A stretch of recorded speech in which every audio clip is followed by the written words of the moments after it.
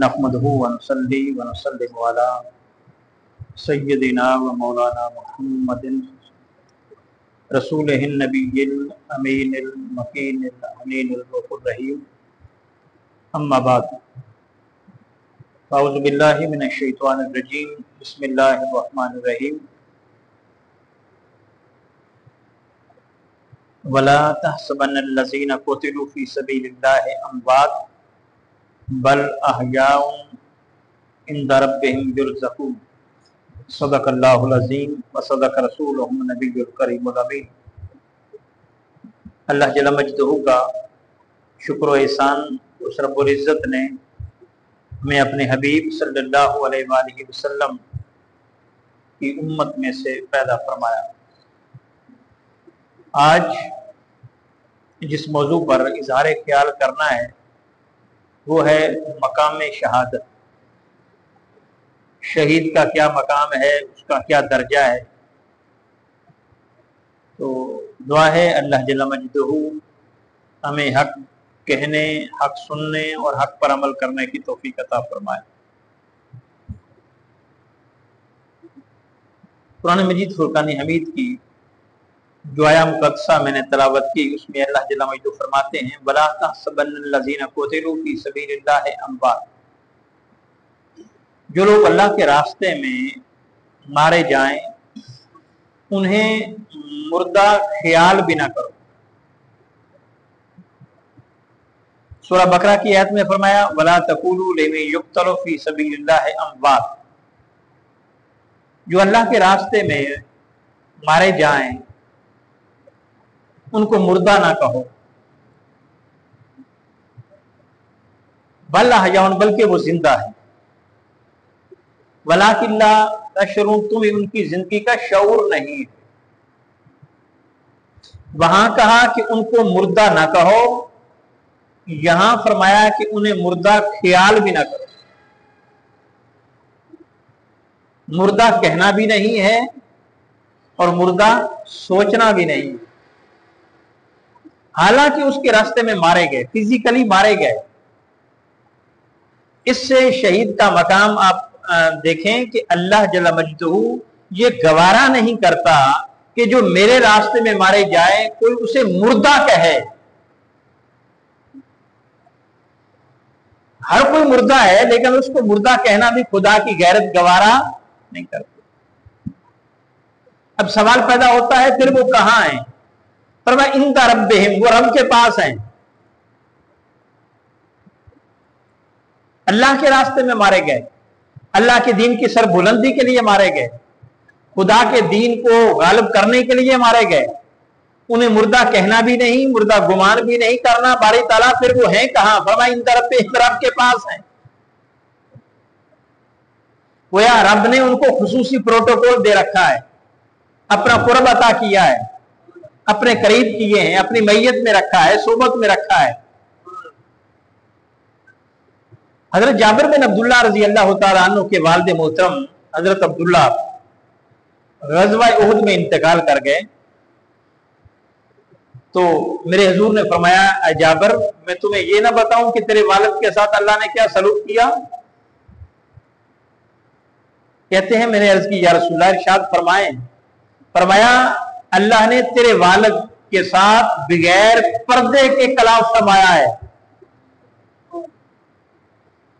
अपनी बारगाह में गोया हाजिर किया तो कलाम फरमाया ना। तो खुदा शहीद को अपने पास हाजिर करता है। अगर शहीद के मानी देखे जाएं तो शहीद का माना हाजिर करना भी है। कुरान मजीद में ये लफ्ज इस्तेमाल हुआ अम कुंतुम शुहदा इज़ हज़रा याकूब अल मौत। तुम हाजिर थे जब यकूब अलैहिस्सलाम को मौत आई। कुरान में ये लफ्ज शहीद हाजिर के माना में इस्तेमाल हुआ है। हम दुआ पढ़ते हैं मैयत के लिए, अल्लाहुम्मा अग़फ़िर लिहय्यिना व मय्यितना व शाहिदिना। हमारे जो हाजिर हैं उनको बख्श दे, व गायबिना, जो गायब हैं उनको बख्श दे। तो शाहिद का माना शहद से ही शहीद निकला है, हाजिर है। तो इसको शहीद क्यों कहते हैं? इसलिए कि जो ही इसके जिस्म से रूह परवाज करती है, डायरेक्ट खुदा की बारगाह में हाजिरी देती है, उसको अल्लाह की बारगाह में पेश किया जाता है, वो अल्लाह की बारगाह में रहती है। तो फरमाया उनको मुर्दा ख्याल भी ना करो, बल हयाउन, बल्कि वो जिंदा हैं। कहां हैं? इंदा रब्बिहिम, रब के पास हैं। युरज़क़ून, उन्हें रिज़्क़ दिया जाता है। और फिर फरमाया फारहीना, वो खुश हैं, बिमा आताहुमुल्लाहु मिन फज़लिही, जो अल्लाह ने अपने फजल से उन्हें अता कर रखा है। यानी इतना कुछ अता किया है रब ने शुहदा को, जो अल्लाह के रास्ते में जान का नजराना पेश करते हैं, कि अल्लाह फरमाते हैं वो खुश हैं, अल्लाह की अता से खुश हैं भी अल्लाह के पास और रिज़्क़ खाते। और शहीद का एक माना गवाही देना भी है। वयकूनु रसूलु अलैकुम शहीदा, मेरा रसूल तुम पर गवाह है। अब सवाल है कि गवाही हम क्यों देते हैं?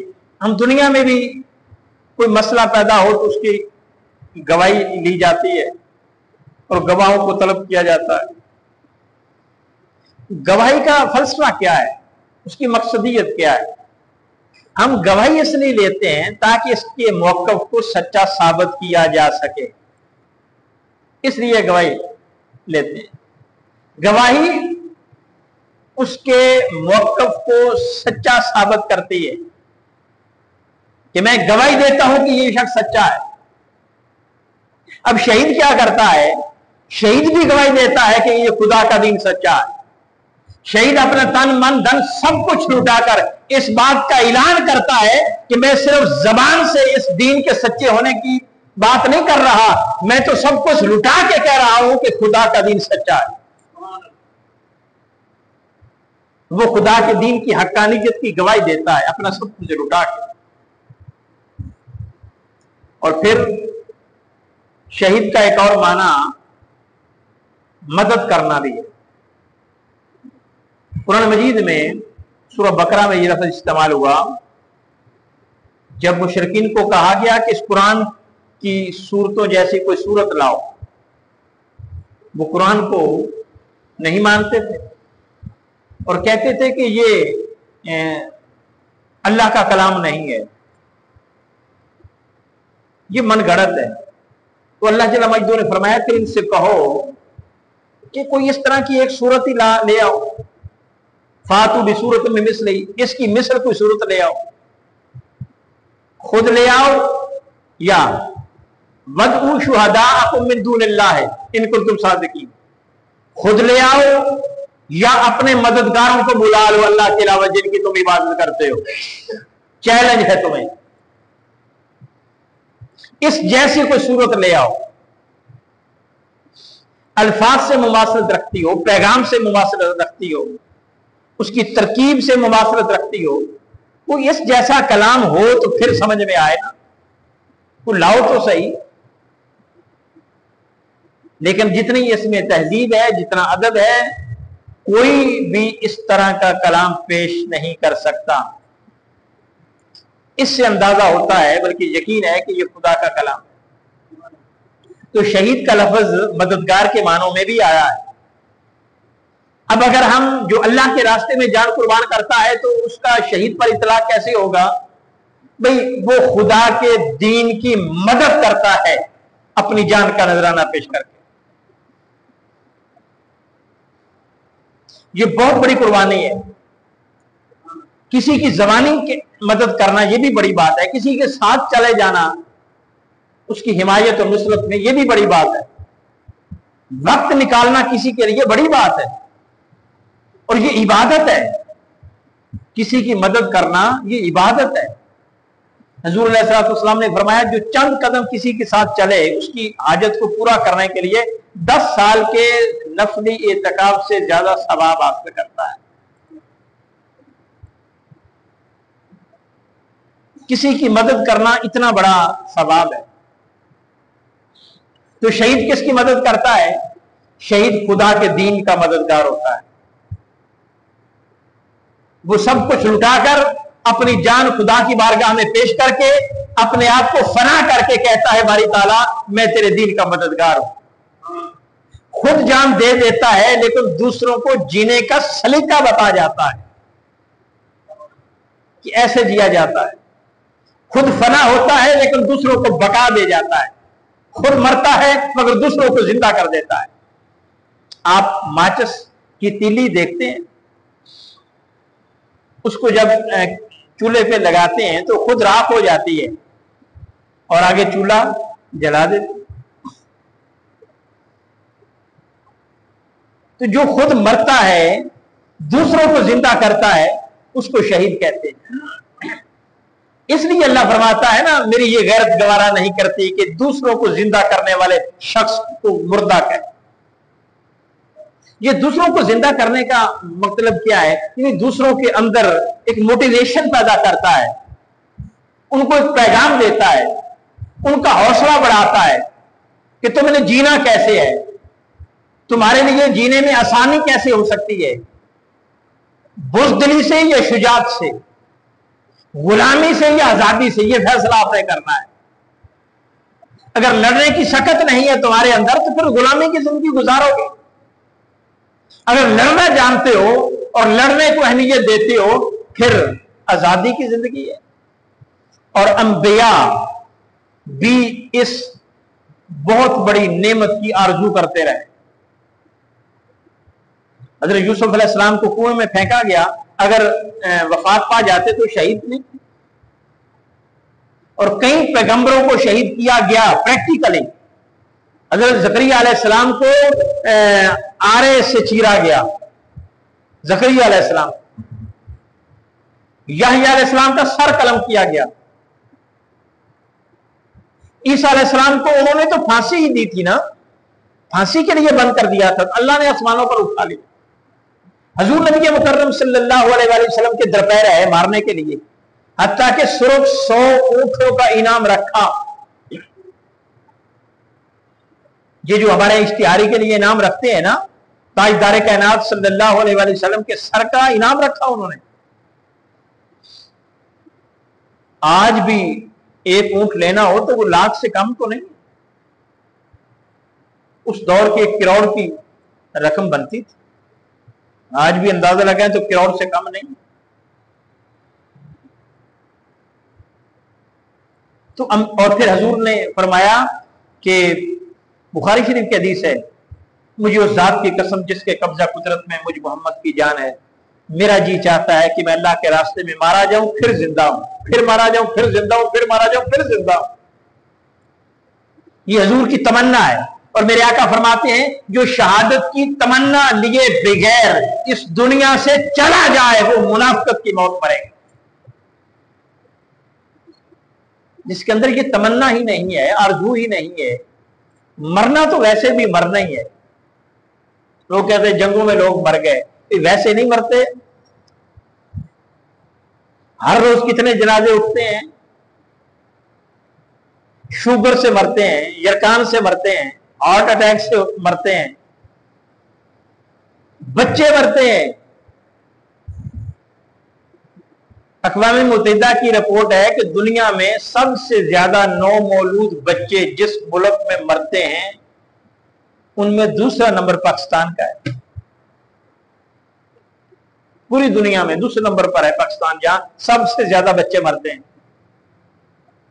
उनकी केयर नहीं, मां को नॉलेज नहीं दिया जाता कि आपने बच्चा कैसे पालना है, उसको कैसे ट्रीट करना है। बस वो अपनी मां से जो देखा सीखा। एजुकेशन उसको कुछ नहीं बताती, निसाब तालीम उसको कुछ नहीं बताता कि तुमने बच्चों को कैसे पालना है। मालूम नहीं हम पढ़ाते क्या है, समझ ही नहीं आती। यानी वो सारी पढ़ाई का कोई मुआशरे में उसको फायदा नहीं हो रहा। शौहर के साथ उसने क्या सलूक करना है नहीं पढ़ाया जाता। ससुराल के साथ उसने कैसे रहना है बच्ची ने नहीं। बच्चों के साथ कैसे ट्रीट करना है नहीं। हत्ता कि बच्चों को पालना कैसे है नहीं। मुआशरे में औरत का किरदार क्या होना चाहिए कुछ नहीं। हमारा निसाब तालीम खामोश। اسی طرح مرد کے لیے بھی ہے کہ بتانے سے قاصر ہے کہ تم نے زندگی گزارنی کیسے ہے، یہ ہمارا نصاب نہیں بتاتا، یہ دین بتاتا ہے اور دین کو ہم نصاب میں شامل نہیں کرتے، یہ قرآن بتاتا ہے اور قرآن سے ہم کوسوں دور ہیں، یہ مصطفیٰ کا فرمان بتاتا ہے، اس سے ہمارا کوئی تعلق ہی نہیں۔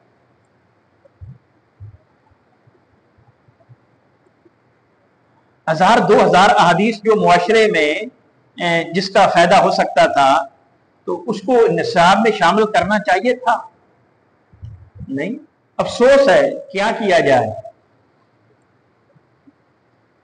تو شہید جو ہے وہ مدد کرتا ہے خدا کے دین کی، وہ اپنی جان قربان کرتا ہے لیکن دوسروں کو جینے کا طریقہ سکھا دیتا ہے، اور پھر اللہ فرماتا ہے میری غیرت یہ گوارا نہیں کرتی کہ کوئی اس کو مردہ کہے بلکہ وہ زندہ ہے۔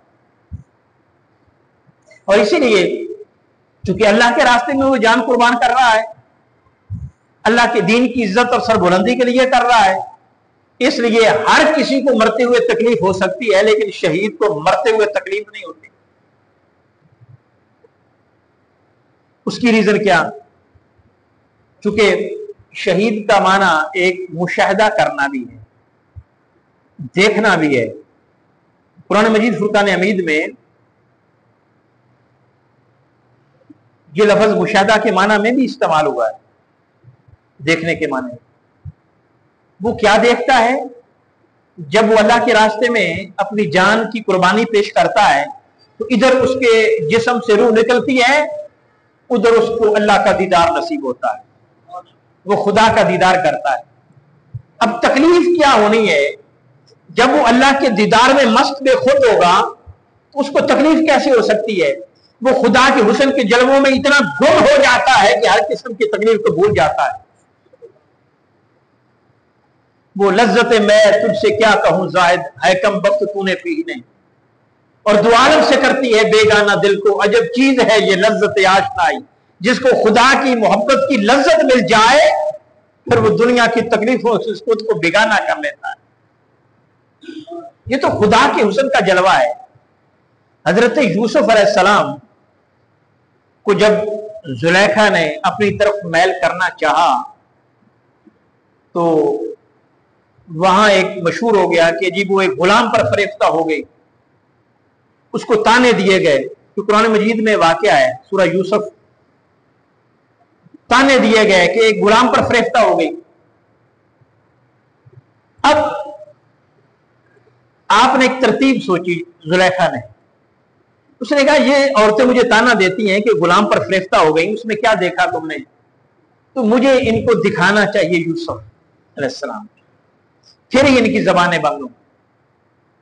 انہوں نے کیا کیا؟ انہوں نے ایک دعوت کی۔ اب قرآن مجید میں اس کا ذکر ہے، اب اس کی اہمیت کا اندازہ لگائیں کہ قرآن میں تب بھی آئی نا جب اس کی کوئی اہمیت ہے، تو اس میں کوئی حکمت ہے، کوئی درس ہے، تو کوئی پیغام ہے، تو پھر ہی قرآن نے ذکر کیا نا اس واقعہ کا۔ لیکن آپ حیران ہوں گے، سب سے زیادہ قرآن نے کہا خوبصورت ترین قصہ یہ حضرت یوسف علیہ السلام کا ہے، احسن القصص قرآن نے کہا، کیونکہ اس میں دیگر بھی پیغامات بہت ہیں۔ تو زلیخا نے کیا کیا؟ فلما سمیت بمکرہن ارسلت علیہن، جب زلیخا نے ان کی مکارانہ باتیں سنی نا کہ میرے بارے میں باتیں کرتی ہیں، زبان درازی کرتی ہیں، ایک غلام پر فریفتہ ہو گئی، تو کیا کیا؟ انہوں نے ان عورتوں کو بلوا بھیجا، وَآتَدَتْ لَهُنَّ مُتَّكَأً، اور ان کے لیے مجلس آراستہ کی، تکیے رکھے، ایک مجلس بپا کی، وَآتَتْ كُلَّ وَاحِدٍ مِّنْهُنَّ سَكِينًا، اور ان کے ہاتھوں میں چھریاں دے دی۔ پھل بھی رکھے، یہ پھل کا لفظ استعمال نہیں ہوا قرآن میں، چھریوں کا ہوا۔ بھئی پھل دیے تو چھریاں دی نا، قرآن میں مختصر بات ہوتی ہے اور اس میں کچھ باتیں اشارے سے ہوتی ہیں سمجھنے والے کے لیے، کیونکہ قرآن ایک جامع گفتگو کرتا ہے۔ ان کے ہاتھوں میں چھریاں دے دی۔ جب مجلس بپا کر لی، خواتین کو بلا لیا، ان کے ہاتھ میں پھل اور چھریاں تھما دی.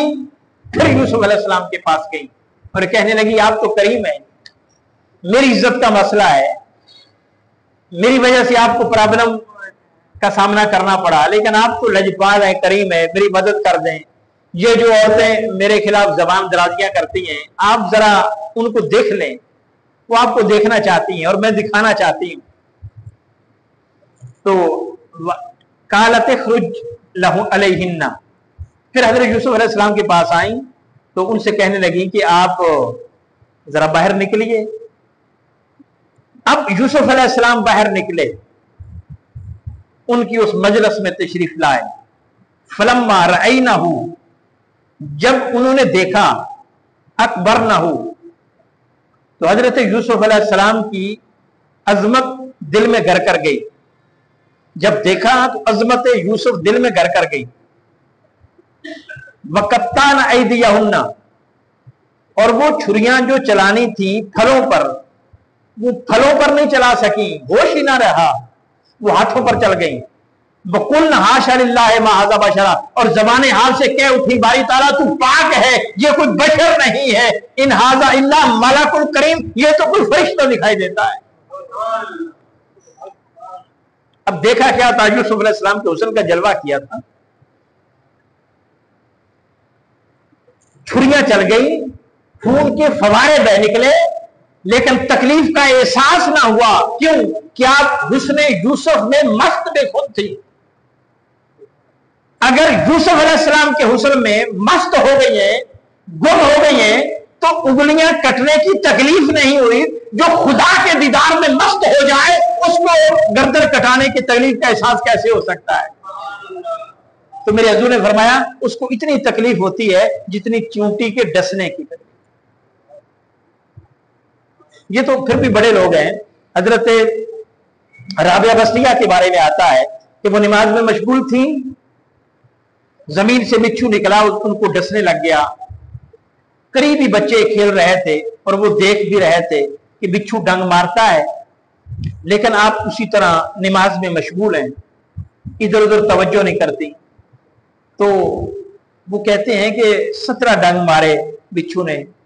وہ بچے پھر آپ کے پاس آئے جب نماز سے فارغ ہوئے تو کہنے لگے اماں جان آپ نماز پڑھ رہی تھی تو بچھو ڈنگ مار رہا تھا, کیا ہوتا اگر نماز توڑ دیتی, بچھو سے بچ جاتی, پھر نماز پڑھ لیتی.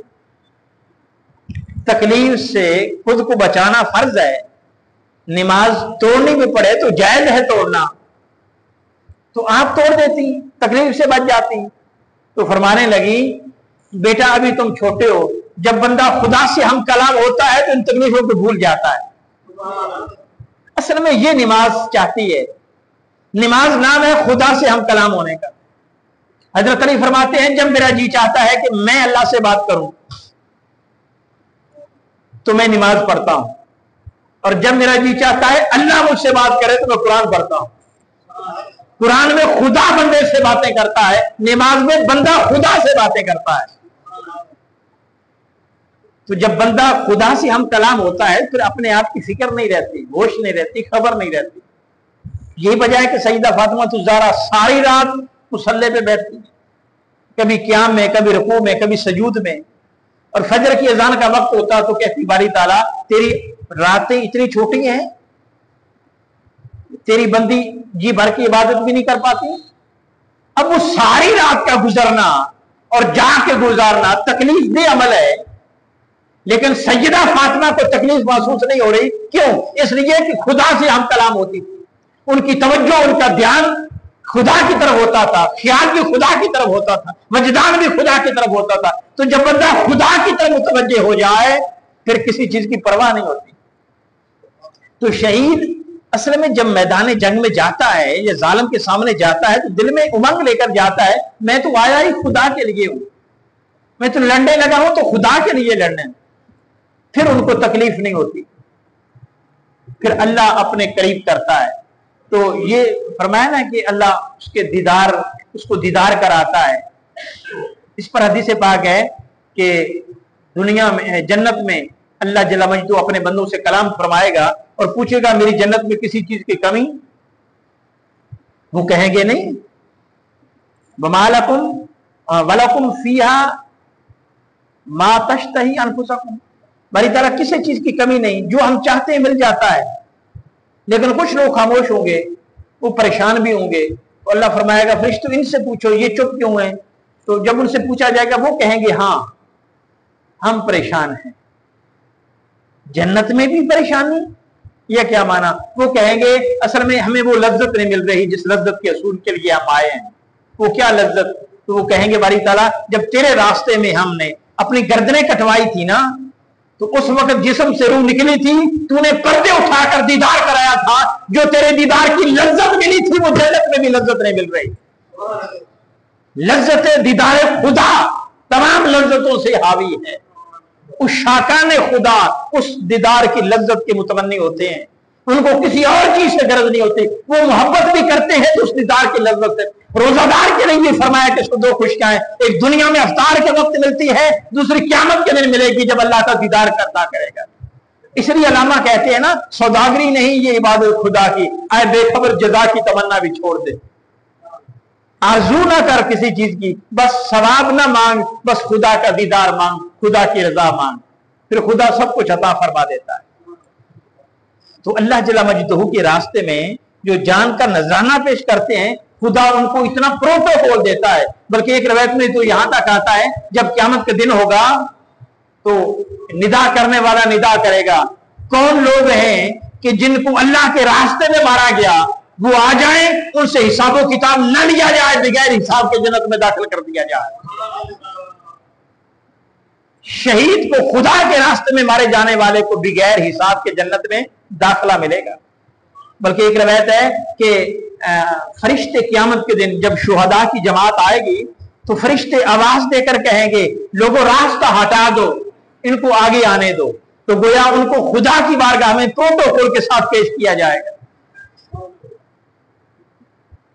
لوگ شہید ہوتے ہیں اللہ کے دین کی عزت و سربلندی کے لیے، کوئی اپنی جان کا نذرانہ پیش کرتا ہے، لیکن امام علی مقام امام حسین تیری عظمت کو سلام، تو نے صرف اپنی جان کا نذرانہ پیش نہیں کیا خدا کے دین کی عزت کے لیے، تو نے بھائیوں کا خیال نہیں کیا، بھائی بھی قربان کر دیے، بیٹے بھی کر دیے، بھانجے بھی کر دیے، بھتیجے بھی کر دیے، 6 برس کا ننھا اصغر بھی کر دیا، اور پھر اپنا آپ بھی خدا کے سپرد کر دیا۔